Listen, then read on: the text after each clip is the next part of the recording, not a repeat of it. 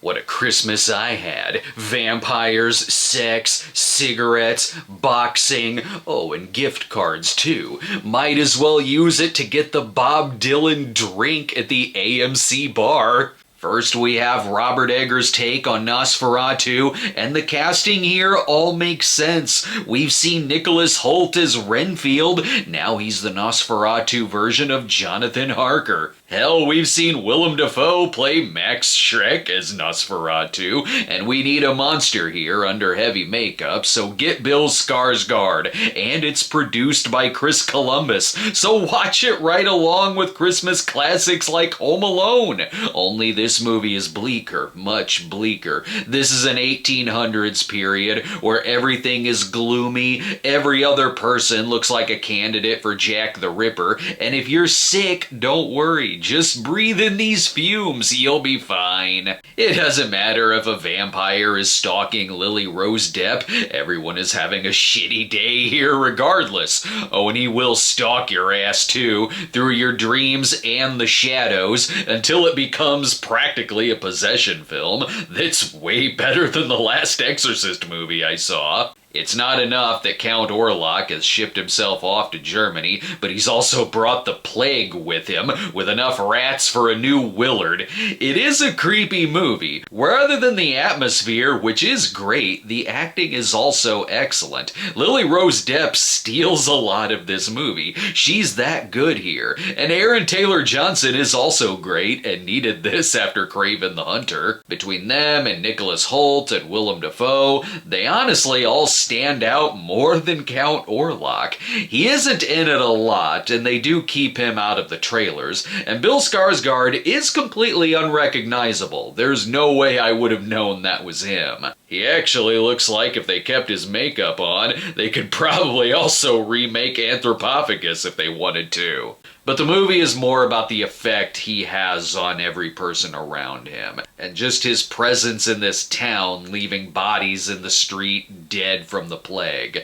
It was one hell of a movie for it to be my first one to see that day at 10 a.m. while eating breakfast, but this was an A-. I think the Werner Herzog one from 1979 is a lot better because it fleshes some characters out more, but this is still a damn good film. Next is the Bob Dylan biopic, A Complete Unknown, a bio that showed a trailer for another bio in front of it, which was the Robbie Williams movie, which then made me think, yeah, this Dylan movie may be good and all, but what if he was played by a cockatiel? Actually, I really enjoyed this movie a lot. I didn't know what I would think going in because, yeah, it's another biopic, which is a genre that comes with its own already packaged formula. It does hit some of those beats, like when a manager first sees him play and is like, back off, I'm representing him. Then later, when he starts messing up on stage, cut to the manager like, God damn it! It works though because it's Dan Fogler playing the manager and he's very funny in it. Really all the casting works. It goes without saying that Timothée Chalamet is perfect casting here, but then you also have standout supporting parts like Edward Norton as Pete Seeger, Elle Fanning brings a lot of heart to it, Boyd Holbrook is so cool as Johnny Cash. I want to see him star in a new version of 5 Minutes to Live. And Monica Barbaro as Joan Baez has a lot of great scenes where they are getting through a lot of tension via their duets on stage. These are some great scenes. It also doesn't shy away from Dylan being a complete ass. He'll have these lines that are so cutting that you're sitting there like, you pretentious dick.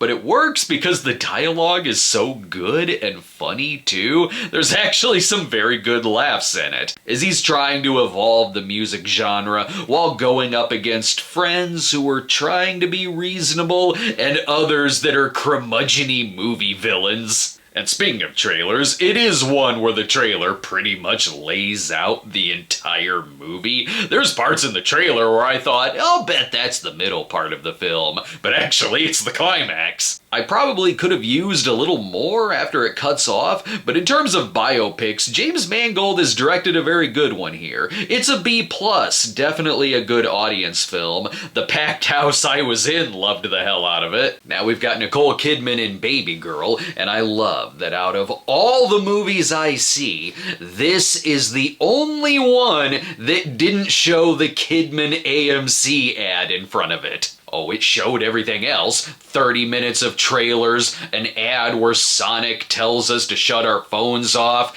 an ad telling us how laser projections work, a Coca-Cola ad that turns into a dance-off, and then a car chase, and then another phone PSA. Goddamn. Just get to the sex already. Yes, Babygirl is an old school throwback to a 90s era erotic drama where Kidman plays the CEO of a tech company who is the boss of everyone around her, except she's hiding a kinky, submissive secret that all comes out when she begins an affair with an intern, played by Harris Dickinson, that plays with power dynamics that switch between their work lives and sex lives. It gets riskier as it goes because they don't know how stable the other one is, and she's torn between wanting to do this, but also not wanting to lose her job and destroy her reputation, but then the danger is what turns her on. It gets into hypocrisy too, where she reprimands another employee for dating the intern. I've seen it categorized as an erotic thriller, and it's not that. It doesn't go all Fatal Attraction, and no one has to hide a dead body like in Unfaithful. It's just a really smart erotic drama where the leads have fantastic chemistry, and Nicole Kidman gives one of my favorite performances from her in a while. Plus, there's a Christmas tree and some shots, so you could also watch it as a holiday double feature with eyes wide shut. It does reach a point where I'm not sure the movie knows where to go, because the resolution is a little easy, like, oh, well, that's that, I guess. But there's still enough here for it to be an A-. It'd be higher if it packed a bigger punch at the end, but this was still a fun, sexy-ass ride. If it is packing some punches you want, we've got to get to the boxing movie of the year. This is another biopic, this time on Clarissa Shields, the first American woman to win the Olympic gold medal in boxing, and given this is a bio and also a sports movie, that's a couple of genres that also come with a formula, and this one's got some of that. It's got the training montages, it has the pep talks you expect, and the motivational speeches. But what made it work and not feel derivative was the focus on the friendship between she and her coach, Brian Tyree Henry. And they're great together here, whether they care for each other or hate each other.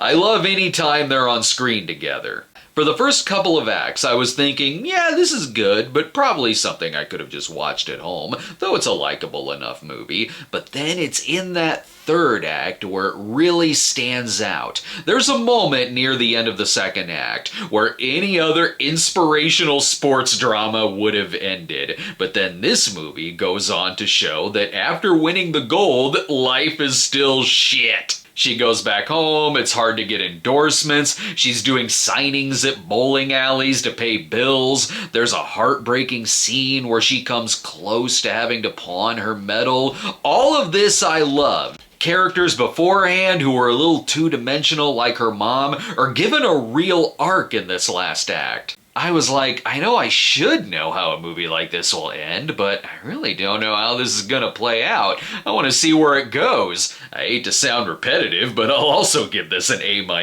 I had a very good day at the movies. Any of these are worth seeing, depending on what mood you're in. And I'm back to working on new Snob episodes too, which we've got a poll going on over on our Patreon. There's excellent choices here, where you can help pick the next episode over at patreon.com/thecinemasnob. See you next time.